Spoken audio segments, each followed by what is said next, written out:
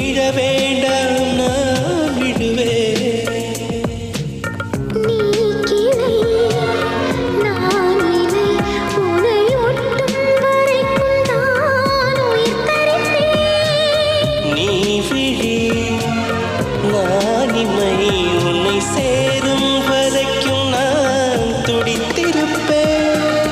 நீ சுவாசம் நான் தேகம் நான் உன்னை மட்டும் உயிர் தொட அனுமதிப்பேன்.